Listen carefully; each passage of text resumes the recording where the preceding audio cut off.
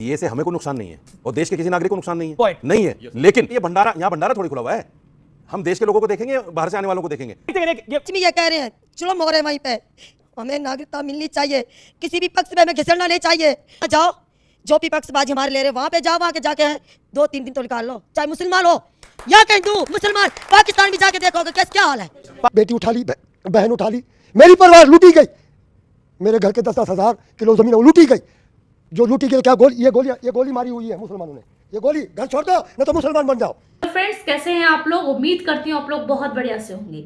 आप सभी का स्वागत है मेरे YouTube चैनल सेकुलर इंसान में। आज हम बात करेंगे बहुत ही शानदार डिबेट के बारे में, जिसमें बीजेपी के फायर ब्रांड नेता सुधांशु त्रिवेदी ने मौलाना साजिद रशीदी की बखिया उखेड़ दी है। जी हाँ फ्रेंड्स, आज हम इस डिबेट में बात करने वाले हैं कुछ ऐसे लोगों के बारे में भी हम देखेंगे जो हमारे जो हिंदू भाई हैं और पाकिस्तान से लौट के आए हैं और साथ ही चीख चीख कह रहे हैं कि हमें हमारी नागरिकता मिलनी चाहिए। इधर एक तरफ विपक्ष जो है ममता बनर्जी, केजरीवाल और राहुल ओबीसी कह रहे हैं सीए के कानून से लोग जो है सड़क पर उतरे हुए हैं। तो इनकी सभी बात को काट करने के लिए हमारे गृह मंत्री ने भी ये बात कही है कि सीएए के कानून से किसी भी भारत के किसी भी नागरिक को डरने की और परेशान होने की जरूरत नहीं है। इसी पे आज मेन चर्चा करेंगे हम इस वीडियो में। साथ ही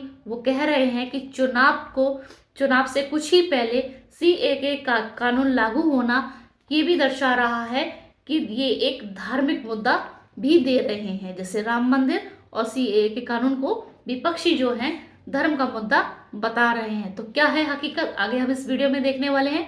लेकिन अगर आप मेरे चैनल पर अभी नए हैं तो आप मेरी इस चैनल को सब्सक्राइब कर लीजिए, जिससे कि इस तरीके की वीडियो के नोटिफिकेशन आपको समय रहते मिल सके। फ्रेंड्स, तो बिना देरी करे शुरू करेंगे आज का हम ये डिबेट वीडियो।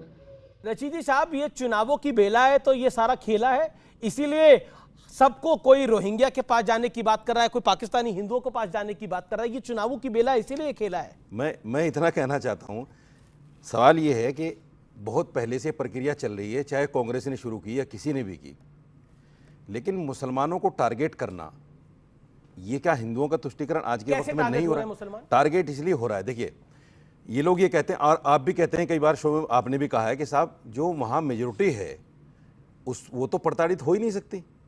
मैं ये कह रहा हूँ कि ठीक है वहाँ प्रताड़ित नहीं होगी मेजोरिटी, तो फिर आपको ये बार बार कहने की जरूरत क्या है कि हम मुसलमानों को नागरिकता नहीं देंगे, जिसको देना दे दीजिए। तो वही तो कर रहे हैं। नहीं, बार बार चिल्ला क्यों रहे हैं? कहाँ है? मुसलमान को नहीं देंगे, मुसलमान को नहीं देंगे, मुसलमान को नहीं। हर नेता तो चिल्ला रहे हैं। दूसरी बात आपने बोला देखिए मुसलमानों को ये लोग टारगेट कर रहे हैं। मैं पूछना चाह रहा हूं कि साजिद रशीदी कैसे टारगेट हो रहा है? आप भी मुसलमान हैं, आप कैसे टारगेट हो रहे हैं? टारगेट इसलिए आपकी नागरिकता जा रही है, जवाब है नहीं। टारगेट देखिए, सीए से हमें कोई नुकसान नहीं है और देश के किसी नागरिक को नुकसान नहीं है। पॉइंट नहीं है, लेकिन ये भंडारा, यहाँ भंडारा थोड़ी खुला हुआ है। हम देश के लोगों को देखेंगे, बाहर से आने वालों को देखेंगे। ये महिला कुछ बोलना चाहती है। जब यहाँ हम न्याय मांगते हैं तो यहाँ बोलते हैं पाकिस्तान चले जाओ, तो हमें क्या मरवाने चाहते हो? हम भाग के भारत में नहीं आएंगे। वहाँ कहते हैं हिंदू हो आप वहाँ चले जाओ, यहाँ से कहते हैं पाकिस्तान वाले पाकिस्तान में चले जाओ। हमको हमारे बहू बेटे को लुटवाने के लिए हम पैदा हुए हैं। क्या वहाँ पाकिस्तान में, आप पाकिस्तान में थी, वहां से आई हैं? हाँ, क्या हालात जी, क्या हालात थे वहां पर? वही तो कह रही हूँ, एक माँ के 6 पुत्र को हमने कफन से हाथ धोए हैं, यही कह रहे हमारे। मगर हम ये बात नहीं छेड़ना चाहते हैं। मगर जो नरेंद्र मोदी ने हमारे लिए सीए बिल पास किया, हम हाथ जोड़ के सबको विनती ये कहना चाहते हैं, हम भी हिंदू हैं, हमारे पास जुल्म हो रहे हैं। सच में ये कह रहे हैं जुल्म हो रहे हैं वहीं पे।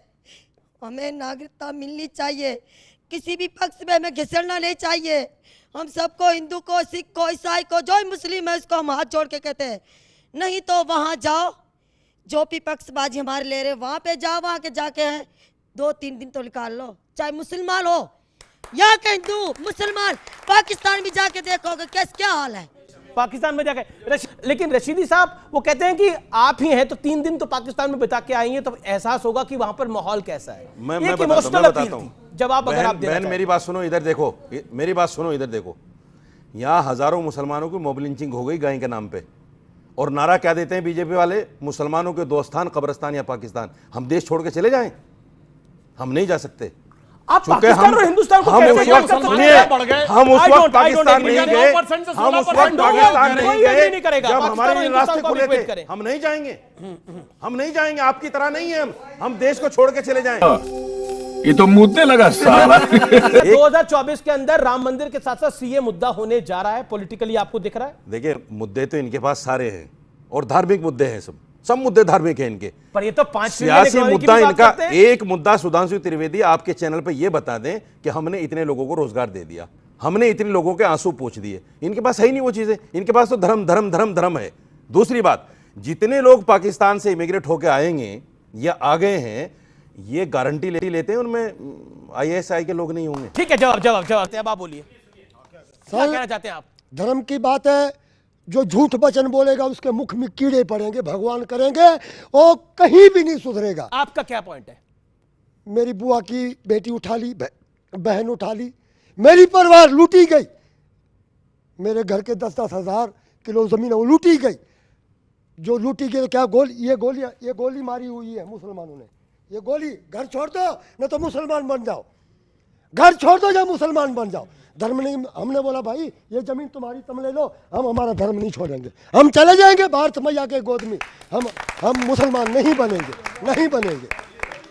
ये जालिमी है, ये कुपट में कीड़े पड़ जाएंगे, भगवान करे तुम्हारे मुख में कीड़े पड़ जाएंगे।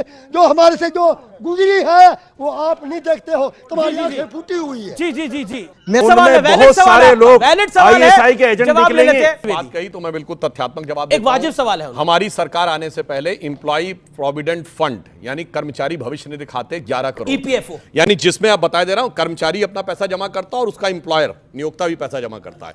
अब इस समय 26 करोड़ खाते हैं, तो इसका मतलब 15 करोड़ लोग ऐसे नए जुड़े हैं जिन्होंने अपने खाते में पैसा जमा करना शुरू किया। उनका कोई 16,000 लोग यूपी में टीचर बैठे हैं जिनको आप सैलरी नहीं दे रहे हो। 16,000 लोग यूपी में, बेरोजगारी दर बोलिए ना, 16,000 लोग यूपी में बैठे हैं जो धरने प्रदर्शन कर रहे हैं, फिर बीच में बोलने लगे और सिर्फ 13,000 रुपए देते हैं उनको, वो भी नहीं दे रहे हैं पिछले 10 साल एक आंकड़ा आया, पिछले 10 साल से कैसे बिलबिलाने लगते हैं भाई। आंकड़ा नहीं, झूठा आंकड़ा है ये, झूठा आंकड़ा है भाई साहब, झूठा EPFO का आंकड़ा झूठा है। सारी सरकार झूठ पे, सारी सरकार झूठ नहीं होता। मंत्री से लेकर आप चलिए IMF के साथ भारत में महंगाई EPFO का डाटा सैक्रोसेंट होता है, ये 600 करोड़ से, ये 600 करोड़ लोगों से वोट ले सकते हैं, लेकिन आप 600 करोड़ से वोट ले सकते हैं ये। अच्छा, हाँ, इतना झूठ बोलते हैं। देखिए, अगर मैं इनसे पूछूं IMF के हिसाब से भारत की विकास दर कितनी, वो तो हम नहीं तय कर रहे हैं ना। बोलिए, नहीं बोल पाएंगे। सबसे ज्यादा है पूरी दुनिया में, 7.2% के हिसाब से, और G7 G20 कंट्रीज में हम सबसे ऊपर हैं। इस समय महंगाई की दर भारत के अंदर 5.1 है। इकोनॉमिक इशू है, धार्मिक इशू क्यों? धार्मिक इशू मैं वही बता रहा हूं, धार्मिक राम मंदिर सीए कारण क्या है? एक सेकंड सुनिए, धार्मिक इशू इन लोगों को नजर आता है, जहां मुस्लिम वर्ड कहीं लिखा ही नहीं है वहां इनको नजर आता है कि मुसलमानों के साथ भेद किया जा रहा है। अरे भाई, मुस्लिम वर्ड उसमें कहीं नहीं लिखा है, उसमें सिर्फ हिंदू, सिख, जैन, बौद्ध, पारसी और ईसाई लिखा हुआ है, कहीं कोई। और दूसरा वो क्यों है मैं भी बता देना चाहता हूं।